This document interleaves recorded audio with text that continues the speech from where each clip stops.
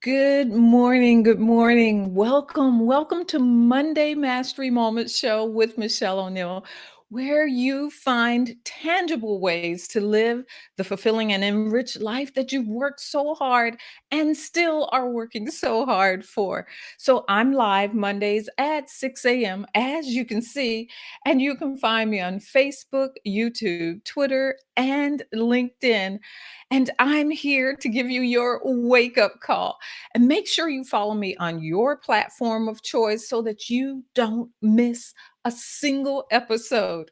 Hey, Michelle O'Neill here, and I love a great conversation. So why don't you join me and let's settle in on today's mastery moment? And I am so excited to tell you about my trip. I am really thrilled to share this with you. So, where I get to share with this is where I get to share with you one of my greatest feats. And let me tell you, it was not easy, but it was well worth it.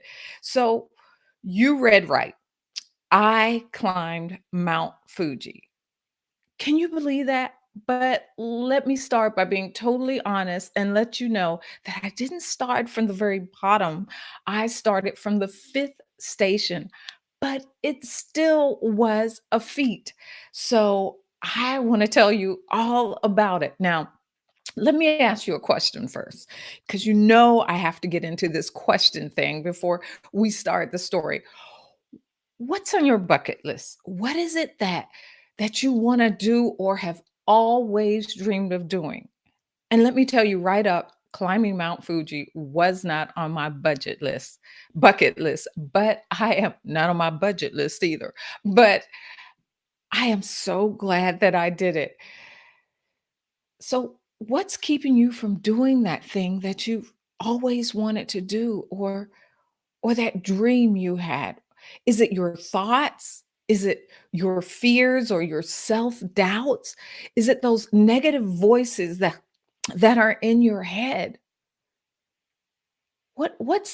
Just put in the comments below what's keeping you from doing that thing that you want to do. And I also want to know what it is that you've always wanted to do. So, what decisions are your thoughts keeping you from making or that are instrumental in you not making the decision to to move forward or not making decision to make better decisions for yourself? How are your thoughts keeping you from doing those things? And so my journey up Mount Fuji put me on the path to finding the right thoughts that would move me forward. And you know what? Let's just get right into the story. Let me jump right in and you'll understand exactly what I'm talking about. So, we're going to talk about three things. We're going to talk about what I want to talk about and share with you is the first thing is who's gone before you, right? And then the second thing I want to talk about is the lesson is in the sacrifice. And finally, I want to talk to you about being prepared for your momentum because that's what Mount Fuji did for me. So let's jump right on into the first one, which is let's see if we can get it up there. Who's gone before you? So let me prepare this trip for you so you kind of understand where everything went. So Mount Fuji, when you climb Mount Fuji, like I said, even though you go to the fifth station, it's not an easy task because come to find out, it is like between 6 to 8 hours to go up and somewhere between 5 to 7 hours to come down, at least back there when I went. And that was 2001. And so I already know that they've made some great improvements on that trek up. But then not only is it a hard trek, but that day, it was raining, cold, and cloudy. It was absolutely miserable. And it was night when we started up because our whole purpose for going up was to see the sunrise at the top of the mountain. And so, starting off right off the bat, it was cloudy, it was getting ready to start to rain, and it was miserable. But you know what the first thing that I saw as I got ready to prepare for my trip? It was a bunch of old people, people in their 70s, 80s, and 90s coming down. And it wasn't only that I saw them, but it was what they did as they walked past me. They said this word and they said, "Gambate, gambate." And I asked my companion, the guy, What does that mean?" And they said, "It means keep your chin up." And I thought about it. Here's someone way older than I am, and they've just made the trek up the mountain and back. And they're telling me, be encouraged, keep your chin up. You can do this. Believe in yourself.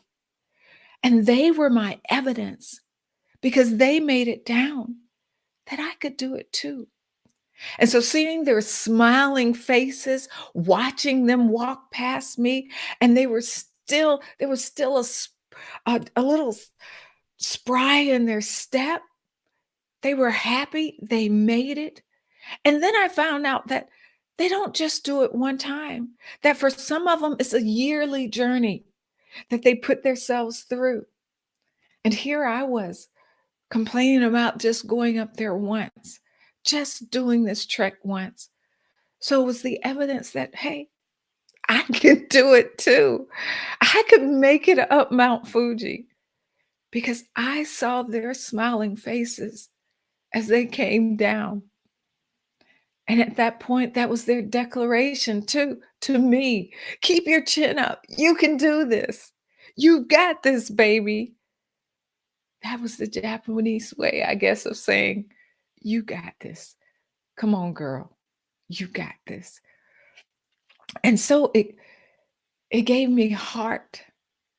It encouraged me on my trek, on the beginning of my trek, that I could do this too.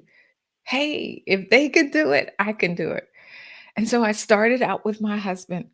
And at the beginning of the trek, they give you this walking stick, not only for your safety or to keep you through, but each way up the trek, this walking step, each station that you made, and if I'm not mistaken, I think it's 8 stations.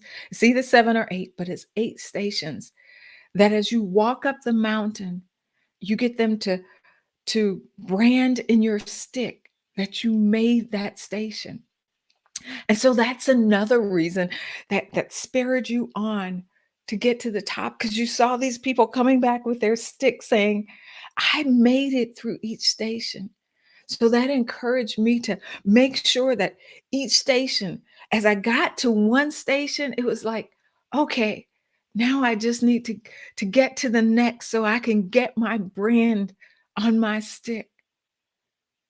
So it's looking at those who have gone before you. That's your evidence. And then I want to tell you about the next point, and that's the lesson that's in the sacrifice. And this one was a hard one for me because remember, I told you my trek up Mount Fuji, it was a rainy, cold, miserable day. And so you have this backpack on just to have the things that you may need along the way. But you also have this coat on because it's cold on, even though it's summer, because it opens up in July and closes in September. And even though it's summer, walking up that mountain with that altitude, it was cold. And then you have to take it slow because of the terrain, but not only because of terrain and the rocks and the stuff, but also because of air sickness or altitude, what they call altitude sickness. So you couldn't go too fast. And let me tell you, going up that mountain, you couldn't go fast anyway. And then you're carrying this weight and you're using the stick. And so I was absolutely miserable. I'm gonna be upfront. I didn't want to do it. I had gotten to that point where I was ready to tell my husband, I can't do this. I don't want to do this. This isn't worth it. It isn't worth the pain. It isn't worth feeling miserable. It isn't worth staying in this rain. It isn't worth being cold. And I don't care about the stupid stick and getting some brand on this stick. And my husband understood just how miserable I was. And so let me tell you, there's a point on the mountain. There's only one point on going up this mountain that you can turn around. There's only one point that you can leave your trail, trek across the mountain to the trail down. And we had reached that point, and my dear, loving husband turned around and he looked at me and he said, "Do you want to go back?" And at that point, I looked up, I looked in his eyes, and I looked over to that trail that I could start turning around. And I looked at him one more time and I knew I could see in his eyes how important this was to him. But I knew he was ready to sacrifice his want of getting to the top to let me turn back around. And I couldn't do it. I couldn't do it. And so I took a breath and I said, and let me tell you, the rain was pouring on my face. I didn't have to cry because nature was doing it for me. But I looked in his face and I said, "Come on, we can do this. Let's go on." And so I shifted my backpack and I took my stick and I put it one step before me. And I said, "Let's go." And we started moving back up the trek to the next station. But I knew that it was something that I had to do, not only for him, but for myself. I had to prove to myself that I could do this. And there are times in our lives that we come to that point of no return when we have to make that decision. Am I going to move forward or I'm going to turn around? And I encourage you at that point of no return to make the choice to move forward and to realize that this is bigger than me. I knew when I looked at my husband that it was bigger than me. That point of no return, that I knew at that point what was going on around me, it was bigger than climbing Mount Fuji. It was about who I was and how I wanted to live my life. Was I going to give up and turn back around every time I face my rain, every time I face my rocks in my path? Every time I face a hardship, was I going to take the easy road and turn back around? Or was I going to buck up and keep going? Was I going to look at those around me and how I could make it for them?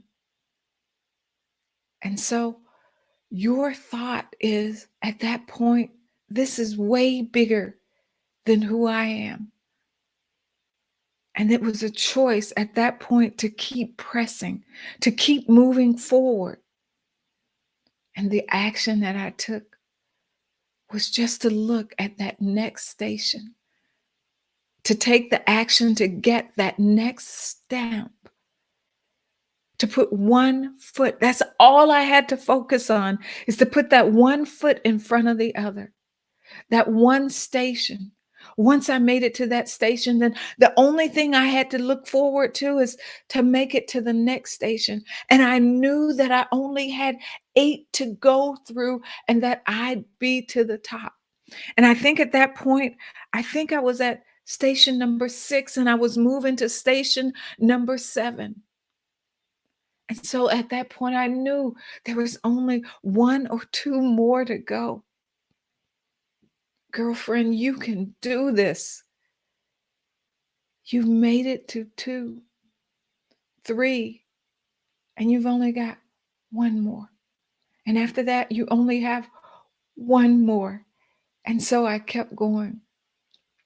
I kept going because I knew that at the end of the day, the result of keep going was the summit, was knowing that I made it to the top. And so this is what gave me meaning, the meaning that I needed to keep going. And then finally, I wanted to just share with you before I get on this final step, prepare for your moment or your momentum is what I reached, what I went through to get to the top. It was clouds. I never knew that you could move above the clouds, that you could walk through the clouds to be above the clouds. And if you see some of the pictures, you can see it was from my vantage point of standing on the summit and looking down because I was above the clouds. Oh my gosh, I can't even begin to explain what that felt like. What that feeling of walking through the clouds. What that feeling of being above the clouds, to see above and through the trees,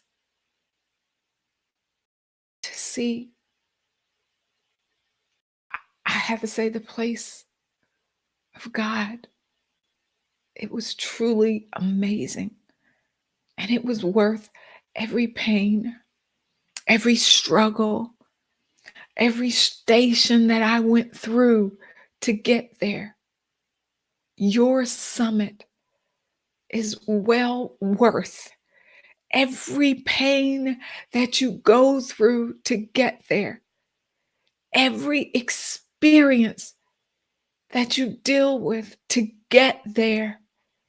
That summit is so well worth it. But I need to tell you that the summit still wasn't the very, very top because Mount Fuji is a volcano.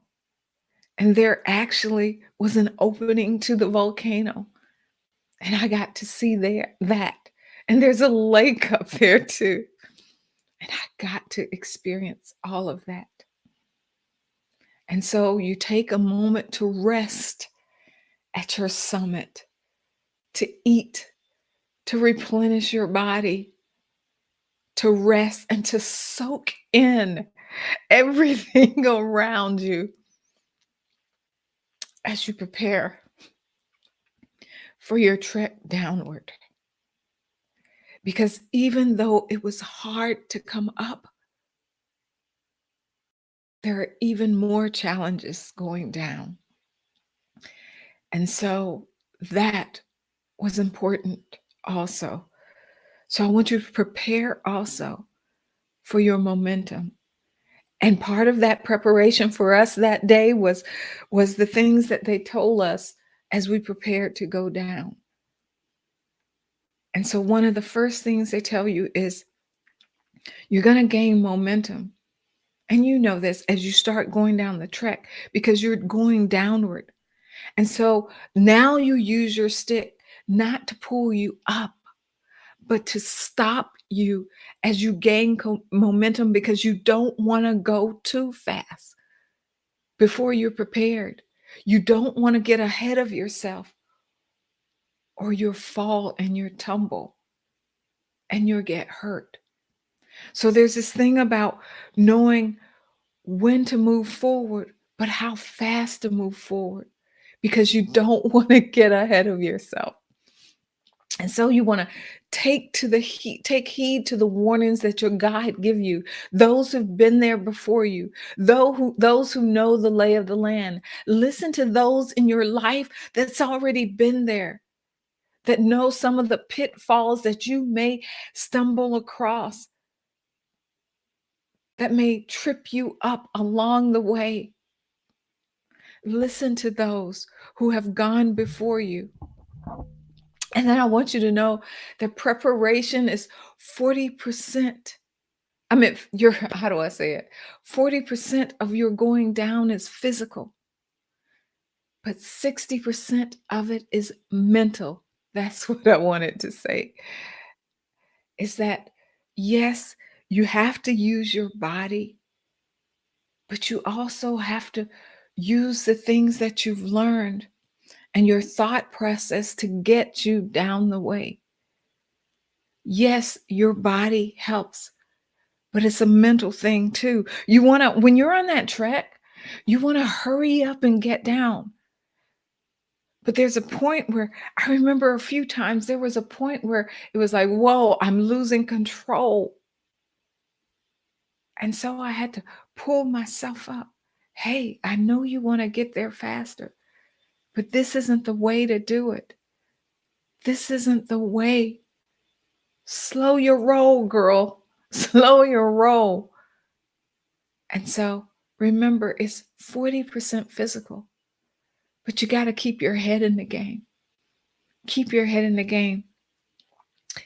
And then I want you to remember that there are challenges on both sides of the journey. They're just different. Going up, there are struggles. And coming down, there are challenges. Challenges to keep your head in the game. And you know what you've already been through, that coming up, and you have no idea the challenges that you're going to face going down. But your coming up showed you what you were made of, who you are, so that as you face the challenges coming down, you know if you've got your head in the game, you can do this. And so I want to share with you that stick that I talked about. You see this?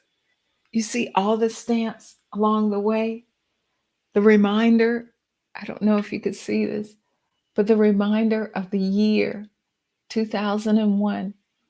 Each one of these say something, and at this point, I can't remember, but I made sure all the way, see this, that my stick was stamped. And the one that I want to show you most is right there. Sunrise Top Mountain, 2001. I made it to the top of Mount Fuji. Get that? The top of Mount Fuji, right there. And I'm over here looking at the screen, but I want you to see this and see this well. Let's see. There you go. The top of Mount Fuji. And it says the elevation altitude 12,395 feet. 12,395 feet. I made it to the top of Mount Fuji. Hey, if this has inspired you, if you have walked away with something here to get through your day, all I want you to do is walk away to get through your day, to push you forward. Then I encourage you to join our community, the Monday Crew, where I share amazing tidbits, tips, and techniques on how you can master your Monday and your life. Why don't you join me at meet.michelleoneil.com, where you get to know what I'm up to. And look, let me put my stick back, let it go, put it back here. But I want to say, look, I am so thrilled that you were with me here today. And I got to share with you my climb up Mount Fuji. I am thrilled that you were able to hang out with me today. And I want you to know you are amazing. There are so many amazing feats for you, ahead of you, for your day, and for your life. And so, if you haven't done so already, I want you to like, subscribe, follow, whatever it is that you need to do so you don't miss another single episode. I have so much that I have planned for you on this journey forward of mastering your Monday.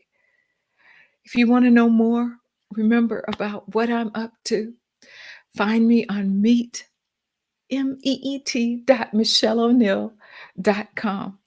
And I'd love to hear from you. Let me know how I can serve you further on your journey to mastering your Monday. And remember, master every day like it's your Monday. Take care. Bye bye.